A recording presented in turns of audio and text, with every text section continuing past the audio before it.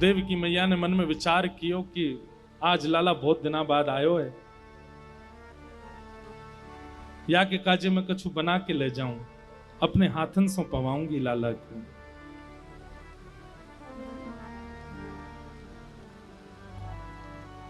जैसे ही मैया सामग्री लेकर के गई, सामग्रियों में थोड़ा सा मक्खन लेकर के गई, और जैसे ही लाला के सामने जाकर के थाली रखी, लाला आजा मेरी गोद में बैठ जा, आज मैं तो पवाऊंगी, बहुत दिन आएंगे, मैंने तो कभी पवाया नहीं अपने लाला को। ठाकुर जी गए, देवकी मैया की गोद में बैठ गए। जैसे ही देवकी मैया ने थाली आगे करी, ठाकुर जी ने थाली की ओर देखा, पूड़ी है, सब्जी है, साग है, भात है, दाल है, खीर है, रबड़ी है, मलाई है, लेकिन कोने में एक छोटी सी कटोरी में माखन मिश्री रखा देखा। और जैसे ही ठाकुर जी ने मक्खन देखा, ठाकुर जी तो हुंकरियों से रोने लगे। इतनी जोर से याद आई यशोदा मैया की, रोते रोते ठाकुर जी देवकी मैया की गोद में ही लेट गए और रोते रोते कह रहे, मोए वृंदावन जानो है, मोए मैया के पास जानो है, मोए बाबा की बहुत याद आ रही है, मोए वृंदावन जानो है। ठाकुर जी के इस रुदन को और ये कहना कि मोए मैया की याद आ रही है, देवकी मैया उस समय ठाकुर जी को हृदय से लगाती, लाला मैं यहीं तो हूं, आजा मेरे अंक में भर जा। तो ठाकुर जी चिल्लाते, नहीं मोए मैया पास जानो है। तो देवकी को ये अनुभव होता है कि ये यशोदा को याद कर रहे हैं। देवकी मैया तो उसी समय उठ करके वहां से चली जाती है और बाहर जाकर के वसुदेव जी से कहती है, संभालो आप, वो बहुत रोता है, उसको यशोदा की याद आती है। मैं ही अभागा हूं, मैं ही दुर्भाग्यशाली हूं, मुझे कभी प्रेम करने का अनुभव नहीं मिला कृष्ण को। वो आज भी यशोदा को याद करता है। कृष्ण की रुदन को सुनकर के बलराम जी दौड़े अपने कमरे से और दौड़ करके कन्हैया के कक्ष में गए। दाऊ दादा से गले लग के बहुत रोए ठाकुर जी, दाऊ दादा वो वृंदावन की बहुत याद आ रही है, दाऊ दादा आप ले चलो ना मुझको, वृंदावन ले चलो, मैया के पास ले चलो। ठाकुर जी ऐसे हट कर रहे हैं जैसे कोई जिद्दी बालक करता है।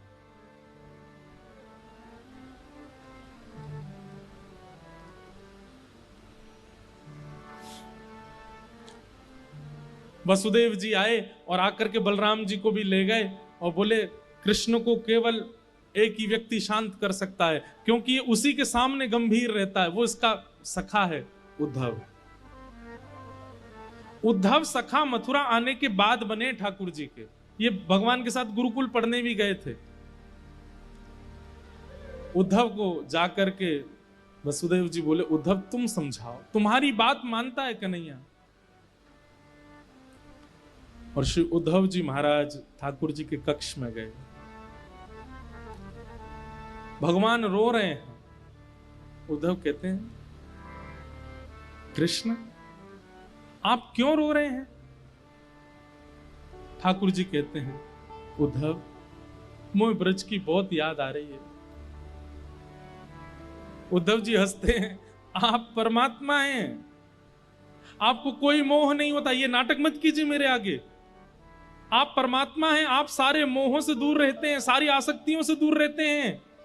आपका दर्शन करने वाला मोह आसक्तियों से दूर हो जाता है। ये क्या आप आडंबर कर रहे हैं? ये रोना धोना बंद कीजिए। ये हो ही नहीं सकता। ये परम तत्व पर ब्रह्म परमात्मा का ये स्वरूप नहीं हो सकता। उद्धव वेदों की ऋचाएं सुनाने लगे, परमात्मा तत्व का वर्णन करने लगे। ठाकुर जी बोले, उद्धव तूने प्रेम तत्व पढ़ा कहीं पर? उद्धव जी बोले, नहीं, बृहस्पति गुरु जी ने प्रेम तत्व के बारे में तो कुछ नहीं बताया। और प्रेम तत्व है क्या? ये धर्म अर्थ काम मोक्ष चतुर्विध पुरुषार्थों के आगे प्रेम की क्या चलती है? ठाकुर जी बोले, इसीलिए तेरे मुख से ज्ञान प्रकट होता है उद्धव, क्योंकि तू अभी तक प्रेम का अधिकारी नहीं हुआ। प्रेम ऐसा जान, बेसन का लड्डू है, नवरत्न है, सुंदर खांड है, सुंदर घी है, लेकिन उसमें मिश्री नहीं है। तू वो है तू वो लड्डू है जिसमें बेसन भी है, नवरत्न भी है, सब कुछ है, लेकिन मिश्री रूपी प्रेम नहीं है अभी तेरे पास।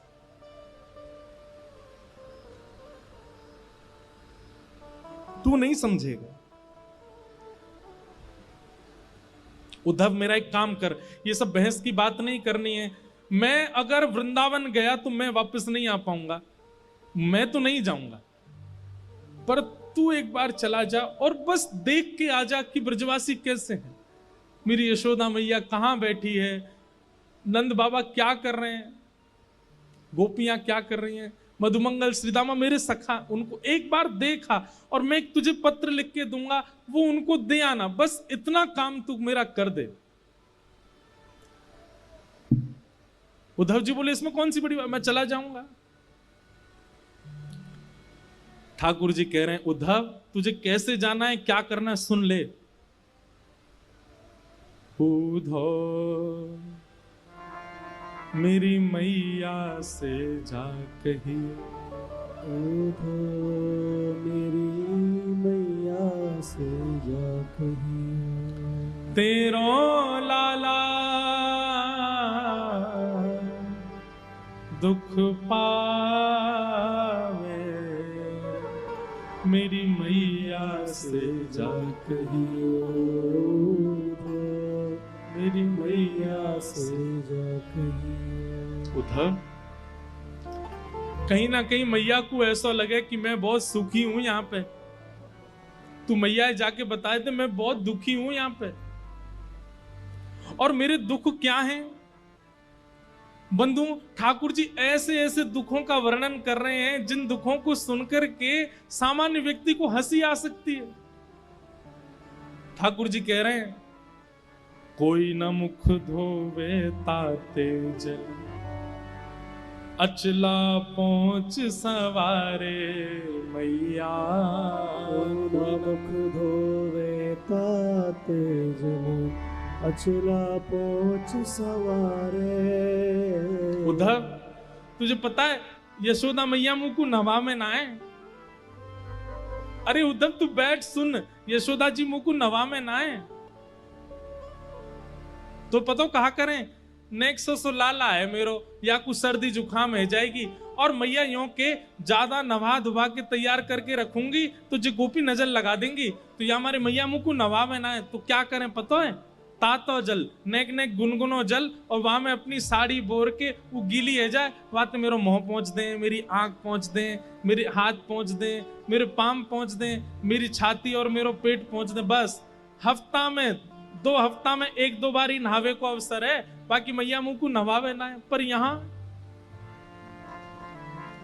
सुबह सुबह कोई मेरा गर्म जल से मुख नहीं पहुंचता, तो मैया को जाके बताइए कोई ना मुख धोवे ताते जल, अचला पहुंच सवारे मैया, कोई न मुख धोवे ताते जल, अचला पहुंच सवारे। और मैंने ब्रज में कभी थाली में भोजन नहीं किया उद्धव। यशोदा मैया एक रोटी में माखन मिश्री लेके आ जाती है, मुझे पवाती है, अपनी गोद में लेके सारे काम करती है, पवाती रहती है। और यहाँ रोज थाली आती है, अपने मुझे तोड़ना नहीं आता, कैसे रोटी तोड़ते हैं मैं स्वयं पाता हूं, वहां मैंने कभी अपने हाथ से नहीं पाया। माखन रोटी नाम ना जाने, माखन रोटी नाम न जाने, माखन रोटी नाम ना जाने, माखन रोटी नाम न जाने, कनुआ कहे मोए कोई ना बुलावे, मेरी मैया से जा कहियो, मैया से जा कहियो। और बाबा नंद अंगुरिया गहे गहे, पायन चल वो सिखावे उधो, बाबा नंद अंगुरिया गहे गहे, पायन चलनो सिखावे। नंद बाबा मेरी उंगली पकड़ के, मैं 8 वर्ष को 9 वर्ष को है गो उद्धव, तब भी नंद बाबा ने कभी भी बिना उंगली पकड़वाए मुंह को कहीं लेके नहीं गए। मैं कहता बाबा अब तो मैं बड़ो है गो, अब तो मैं खुद चल सकूं, तब भी कहते लाला तेरे पता तू छोटा ही है, तू खो जाएगा, मेरी उंगली पकड़ ले। और मैं बाबा की उंगली पकड़ के ही गए उस सब जगह। आज मोह याद आवे मैं अकेलो घूमू, मेरी उंगली कोई अपनी उंगली नहीं देवे। बाबा नंद अंगुरिया गह गह, पायन चल वो सिखावे उधो। बाबानंद अंगुरिया गहे गहे, पायल चलनो सिखावे। और थोड़ी देर उंगली पकड़ के चलवाने के बाद बाबा को ऐसा लगता है मैं थक गया हूं, तो तुरंत 8 वर्ष को इतना बड़ो भी मुझे गोद में उठा लेते। मैं कहता बाबा अरे मैं चल लूंगा ना, लाला तू थक गो, तेरे पांव थक गए होंगे। थाको जान कन्हैया मेरो, थाको जान कन्हैया मेरो, गोद उठा हृदय सो लगावे, मेरी मैया से जा कहियो उधो, मैया से जा कहियो। वास्तव में उद्धव यशोदा मैया को तो मेरे अंक का सुख मिलता है, मैं मैया से लिपट के सोता हूं, लेकिन नंद बाबा थोड़ा संकोच करते हैं, इसलिए वो जबरदस्ती ये बहाना करते हैं, अरे लाला तू थक गया होगा, चल मेरी गोद में आ जा। इसी बहाने मुझे गोद में लेते समय अपने अंक से भर लेते। मैं सोचता हूं कि अब नंद बाबा किसको अंक से लगाते होंगे, वो कैसे रह रहे होंगे ब्रज में। उद्धव तू जाके देख करके आ।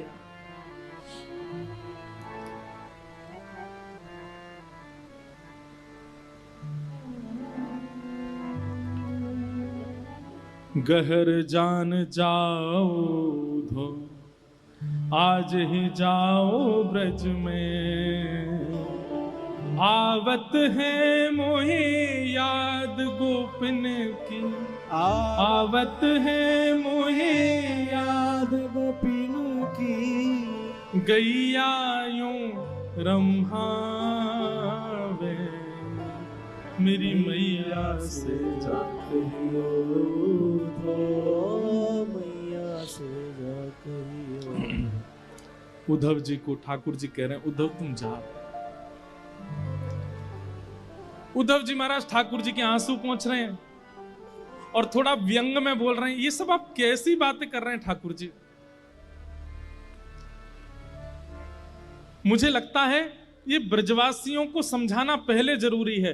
अगर ब्रजवासी रोना धोना बंद कर देंगे तो आप शांत हो जाओगे। ठाकुर जी बोले अगर वे रोना बंद कर देंगे, वो मोह याद करना बंद कर देंगे, तो मैं तुमको वचन दे रहा हूं मैं ठीक है जाऊंगा। मुंह को रोनो ज्यादा यही मारे आ रहा है, मुंह को रोज हिचकी आमे या को मतलब है ये ब्रजवासी मुंह को याद करें। उद्धव जी बोले फिर तो आपने सही व्यक्ति को चुना है।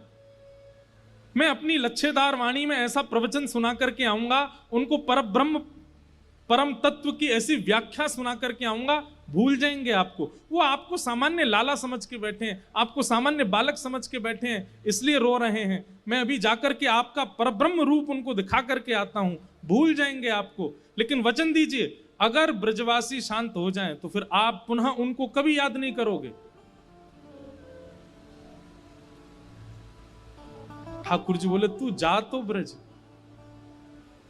सुन उद्धव एक मेरी बात सुन। बोले क्या? ज्यादा पर ब्रह्म आदि इन सब के ज्ञान की बात मत करिए उनके आगे। भोले हैं ब्रजवासी, वो ज्यादा कठिन शब्द समझ नहीं पाएंगे, तू सरल भाषा में बोलना।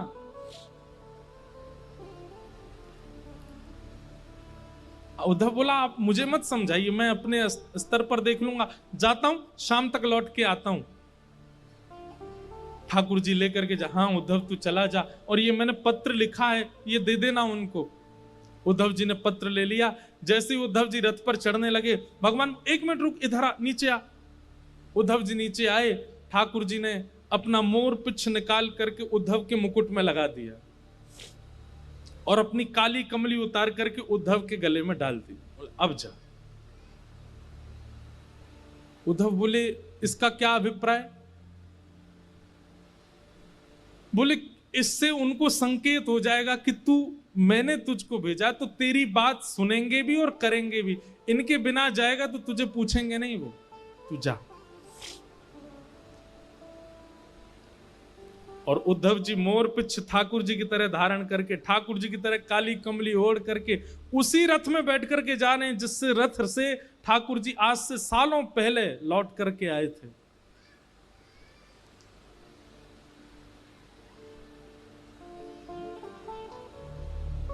यहां ब्रजवासियों की स्थिति ऐसी है कि रोज मथुरा के मार्ग पर जाकर के बैठ जाते हैं, प्रतीक्षा करते हैं कि आज श्याम सुंदर आएंगे, आज श्री कृष्ण आएंगे।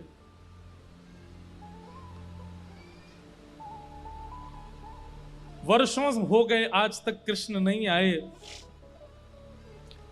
आज भी रोज की तरह ब्रजवासी आकर के बैठे हैं और तभी देखते हैं कि एक रथ वृंदावन की ओर आ रहा है। और जैसे उस रथ को देखते हैं, मधुमंगल श्रीदामा तन सुखा मन सुखा धन सुखा सुबल तोक भगवान के सब सखा, अरे कन्हैया आ गयो, कन्हैया आ गयो, कन्हैया आ गयो की टेर लगा देते हैं। एक ब्रजवासी दौड़ करके वृंदावन की ओर भागता है और सब घरों में जाकर के हल्ला करता, अरे सबरे बाहर आ जाओ, कन्हैया आ गयो, हमारो गोपाल आ गयो, परसों की कह के गयो, भले ही बरसों बाद आयो लेकिन आ गयो।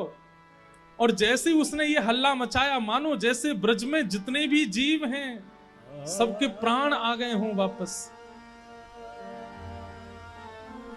जैसी अवस्था में सब दौड़ रहे हैं, कन्हैया आ गयो, गोपाल आ गयो, कृष्ण आ गयो। सब जगह दौड़ता हुआ जाकर के यशोदा मैया के द्वार पर पहुंचता है और कहता, मैया, अरे मैया तू कहां है? देख तेरो लाला आ गयो, कन्हैया आ गयो, जल्दी चल मैया।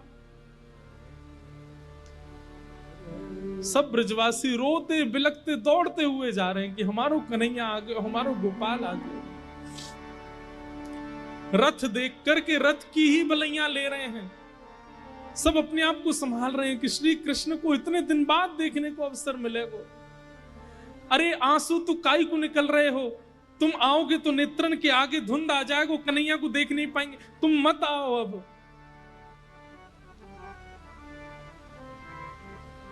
कई ग्वाला तो छुप के बैठ गए, हम ना मिल रहे आते, इतने दिना की कह के गए हो हम ते, परसों आ जाऊंगा, परसों आ जाऊंगा, इतने साल बाद आ रहा हो, हम ना मिल रहे आते, तुम लोग मिल लो, हम नहीं मिलेंगे आते।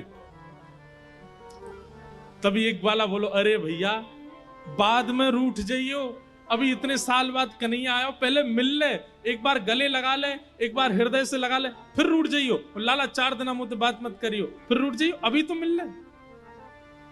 तुरंत वो अपना क्रोध छोड़ देता, बोले हाँ सही कह रहे हो, पहले मिल लूं फिर नाराज झेलूंगा। दौड़ करके सब ब्रजवासियों ने उस रथ को बीच मार्ग में ही रोक लिया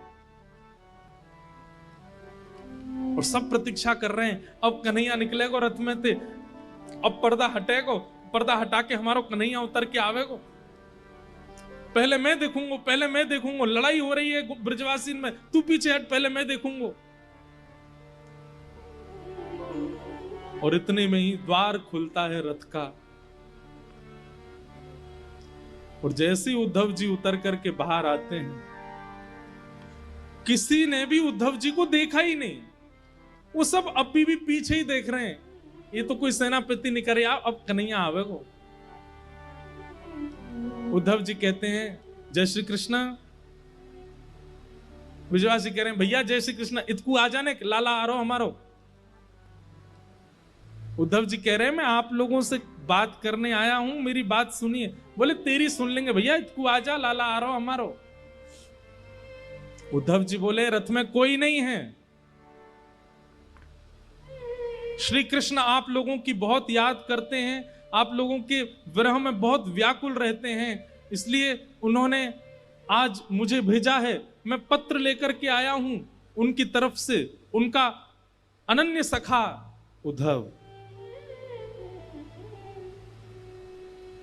ब्रजवासी बोले कहा कही तेने, कन्हैया ना आयो ना, वो नहीं आए हैं, मुझे भेजा है उन्होंने पत्र लेकर के, आप लोगों की याद में कुछ लिखा है वो लिख के भेजा।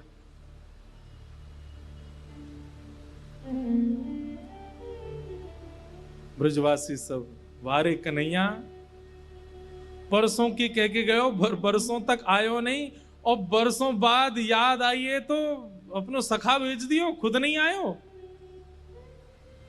और मधुमंगल श्रीदामा बोले, भैया ये कन्हैया ये अच्छे थे जाने कि हम पे अक्षर पढ़वे नहीं आवे, तो पत्र लिख के भेजो है। अरे ये पत्र के द्वारा यानी कोई संवेदना नहीं, यानी ये बतावे की कोशिश करिए कि वो पढ़ो लिखो है। अरे हम पे तो पढ़ो ही नहीं आवे, तो फिर लिख के कहा भेजो माने।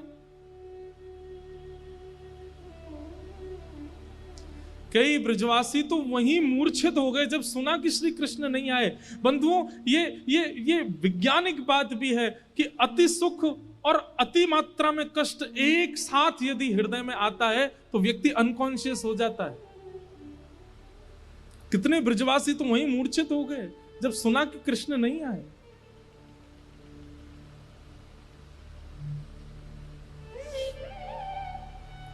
उद्धव जी कहते हैं, मुझे यशोदा मैया से मिलना है। मुझे कहां मिलेंगी मां? मधुमंगल बोलो, ये नदी देख रहे हो छोटी सी, या के किनारे किनारे चलो जा, या नदी को उद्गम जहां है ना वही नंद भवन है, चलो जा। उद्धव जी महाराज बोले, नदी का उद्गम भवन से? नदी का उद्गम तो पर्वत से होता है, नदी का उद्गम तो किसी वन से होता है, भवन से नदी का उद्गम?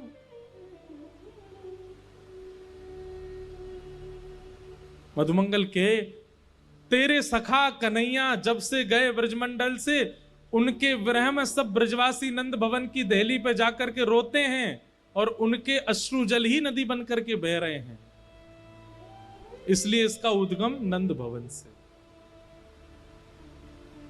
उद्धव जी महाराज को पहला झटका लगा यहां पर कि कोई इतना विरह आतुर हो सकता है कि उसके अश्रु जल नदी बन के बहने लग जाएं,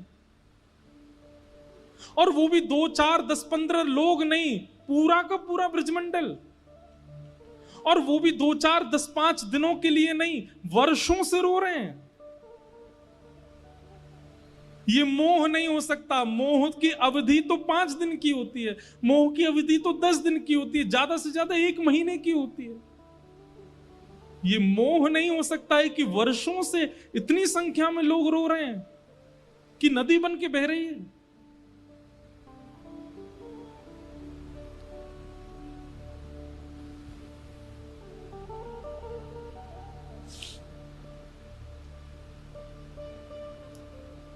अद्भुत है। उद्धव जी महाराज नंद भवन पहुंचे। मधुमंगल ने जाके कही, मैया बढ़िया भयो तू नहीं आई, लाला ना आयो, वाको सखा आयो, या ते मिल लियो, मैं तो जा रहा हूं। और उद्धव जी को वहां छोड़ करके मधुमंगल चला गया। यशोदा मैया के पास श्री उद्धव जी गए और कहने लगे, मां यशोदा मैया कुछ कर रही हैं, नेत्रों की ज्योति जा चुकी है मैया की, अब दिखाई नहीं देता मैया को, अति वृद्ध हो गई हैं और बिना देख नहीं पाती हैं। यशोदा मैया कुछ कर रही हैं। तभी उद्धव कहते हैं, मां, यशोदा मैया कहती, हल्ला मत करे भैया, कौन है, हल्ला मत करे। कभी चंदा मांगे, कभी बहू मांगे, कभी खिलौना मांगे, कभी कछु मांगे, बड़ी मुश्किलन से सुलायो मैंने पलना में, कन्हैया सो रोए, तू हल्ला मत करे, हल्ला करेगो तो उठ जाएगो, उठ के फिर रोवेगो, मुझको तो भाई बहू चाहिए, मुझको चंदा चाहिए, तू हल्ला मत करे।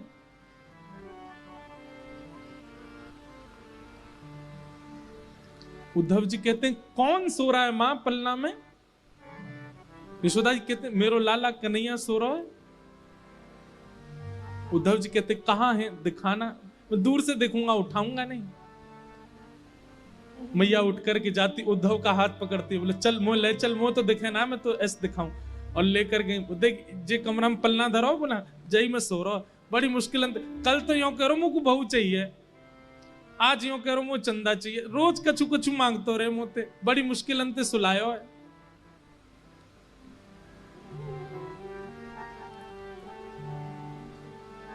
उद्धव जी कहते मां कोई नहीं है पलने में।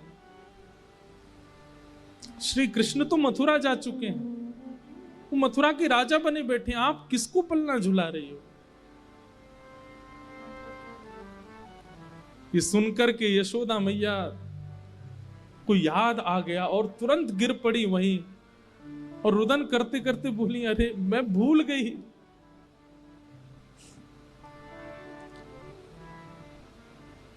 उद्धव का हाथ पकड़ करके यशोदा मैया के, कोई मथुरा नहीं गए हो, मैं बताऊं कहां गए हो, एक गोपीन के यहां गए होगो।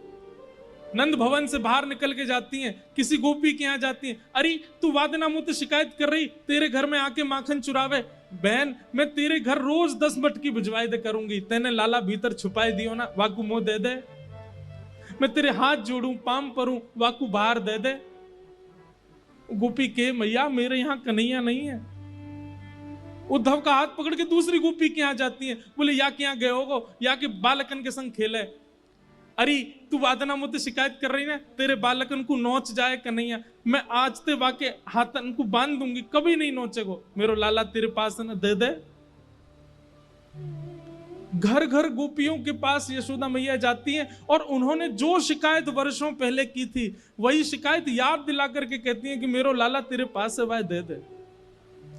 ये सब स्थिति देख रहे हैं उद्धव जी और विश्वास नहीं कर पा रहे हैं कि ये कैसे संभव हो सकता है।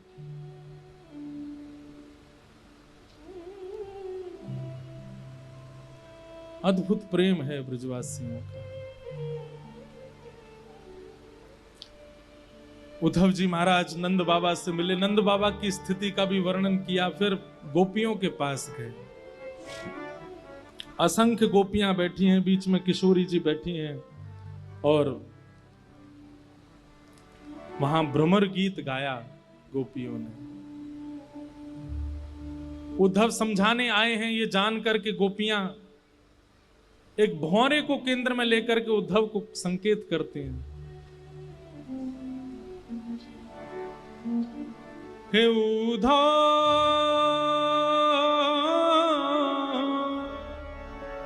मत आइयो समझाने जाके, कांटा लगे सो ही जाके, कांटा लगे सो ही जाने। जाए बसे हैं दूर बिरज से, भेजते हैं संदेशा। हम गोपीत राह तकत हैं, रूप हो गया कैसा। अरे अगर हम पे दया नहीं आई तो यशोदा मैया पे तो दया करी होती कन्हैया ने। पथराई मैया की अखियां, दर्शन उसका पाने जाके, कांटा लगे सो हे उद्धव उद्धव मत आइयो समझाने जाके, कांटा लगे सो ही जाने। गोपियों ने उद्धव जी महाराज को ज्ञान उपदेश किया, प्रेम उपदेश किया और 6 महीने बीत गए उद्धव जी को ब्रज में। ठाकुर जी से कह के आए थे शाम को आ जाऊंगा। 6 महीने निकल गए उद्धव जी को वृंदावन में और 6 महीने बाद उद्धव जी की स्थिति ऐसी हो गई, बिना रथ के पैदल ही गए वृंदावन से। और ठाकुर जी के चरणों में बड़ी बड़ी दाढ़ी हो गई है, मूछें हो गई हैं, जटा जैसे केश हो गए उद्धव जी के, पहचान में नहीं आ रहे किसी के। और ठाकुर जी के चरणों में जाकर के मथुरा में कहते हैं, मैं आपसे केवल एक चीज की भीख मांग रहा हूं श्याम सुंदर। भगवान के उद्धव ये क्या हो गया तुझे? बोले केवल एक वस्तु दे दीजिए। बोले क्या? मुझ सहित वृंदावन चलिए और वहीं बस जाइए, वहां से कहीं मत जाइए। नाथ, मैं आपसे प्रार्थना करता हूं, मैं अपना ज्ञान यमुना जी में धो करके आ गया हूं। मैं अपनी सारी ब्रह्म विद्याओं को, सब अपनी वेद विद्याओं को, सबको तिलांजलि देकर के आया हूं वृंदावन में। मैंने ऐसा प्रेम कहीं अनुभव नहीं किया। मैं आपसे निवेदन कर रहा हूं, मैं प्राण त्याग दूंगा बिना वृंदावन के। तो आपकी स्थिति क्या हो रही होगी इस वक्त? यशोदा मैया, नंद बाबा, गोपियों, सबको मिलकर के आया हूं। मैं आपसे केवल एक चीज की याचना करता हूं, अभी वृंदावन चलिए। ये मथुरा आपके लिए नहीं है, वो द्वारिका आपके लिए नहीं है, वो ब्रह्मांड वैकुंठ आपके लिए नहीं है। नाथ, आप वृंदावन चलिए। श्री किशोरी जी, सब गोपियां आपकी राह ताक रही हैं, चलिए ठाकुर जी। भगवान उद्धव को हृदय से लगा लेते हैं। उद्धव, मुझे अब इतना प्रिय लग रहा है तू, क्योंकि तेरी वाणी में प्रेम बोल रहा है। अब तेरी वाणी में बुद्धि नहीं है, तेरी वाणी में हृदय बोल रहा है। मुझे ऐसा लग रहा है कि मेरे सामने उद्धव नहीं, साक्षात वृंदावन, साक्षात यमुना जी और साक्षात ब्रजवासी एक मूर्तिमंत रूप धारण करके मेरे सामने खड़े हैं। उद्धव, मैं यही चाहता था कि तू ब्रज को अपने अंदर धारण करके आ।